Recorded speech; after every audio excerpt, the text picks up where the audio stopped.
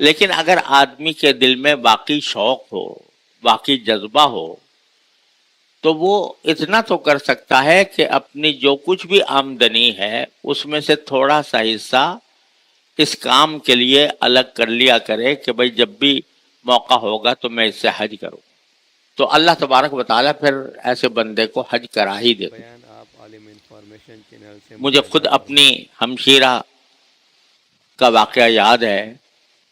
میری ہمشیرہ تھیں، ان کے معاشی حالات اچھے نہیں تھے، تو انہوں نے والد صاحب سے ایک مرتبہ عرض کیا کہ حضرت مجھے حج کرنے کا بڑا شوق ہے، تو کوئی آپ دعا کیجیے گا اللہ تعالیٰ مجھے حج کی توفیق عطا فرمائے۔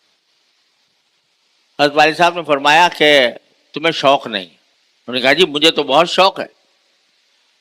کہا شوق نہیں ہے، اگر شوق ہوتا تو کچھ پیسے جمع کرتی، اس کے لیے کچھ پیسے جمع کر کے رکھے ہوتے۔ انہوں نے کہا جی میری آمدنی اتنی ہے کہ اس میں سے کچھ بچانا مشکل۔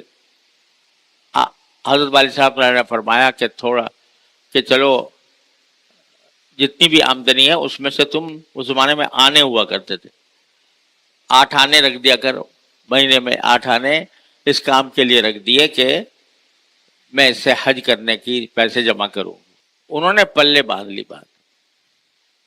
اتفاق سے ان کا انتقال ہوا، 37 سال کی عمر میں، 34 سال کی عمر میں انتقال ہو گیا تھا۔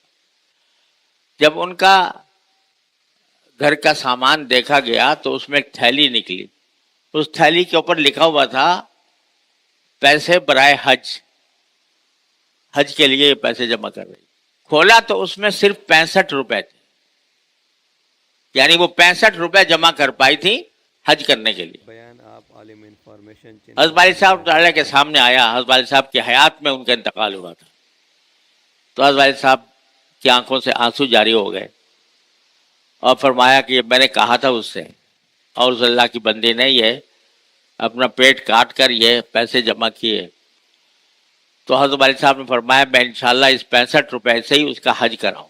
چنانچہ حضرت والد صاحب رحمۃ اللہ علیہ نے مکہ مکرمہ میں ایک صاحب کو نامزد کیا، ان کو یہ پیسے بھیجے کہ بھئی تم ان کی طرف سے حج بدل کر دیں۔ انہوں نے حج بدل کیا۔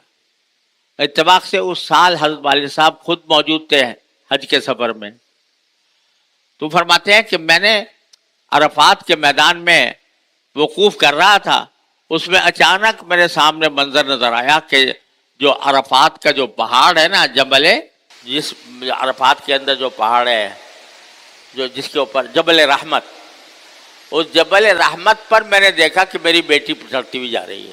یہ منظر نظر آیا آنکھوں سے۔ تو اللہ تبارک و تعالیٰ جب کوئی شخص کسی کام کے لیے کوشش شروع کر دیتا ہے اور پھر وہ نہیں کر پاتا تو اللہ تبارک و تعالیٰ اپنے فضل و کرم سے اس کو پورا کرا دیتے ہیں۔ لہذا جس کو بھی حج کا شوق ہو وہ ایک کام تو یہ کرے کہ تھوڑا تھوڑا پیسہ جمع کرتا رہے حج کے لیے۔ آج کل 1 روپیہ مہینے میں 1 روپیہ نکال دے، وہ 2 مہینے میں 2 روپے ہو جائیں گے، 30 مہینے میں 30 روپے ہو جائیں گے، لیکن اس نے کام شروع کر دیا، اللہ تعالیٰ پھر اس کو انشاءاللہ یا تو زندگی میں یا آخرت میں اس کو حج کی فضیلت ضرور عطا فرمائیں گے انشاءاللہ۔ اللہ تعالیٰ ہم سب کو اس کی توفیق عطا فرمائے، اور حج کا جو فریضہ ہے اس سے جو غفلت پھیلی ہوئی ہے اللہ تعالیٰ اپنی رحمت سے اس سے ہمیں بچنے کی توفیق عطا فرمائے۔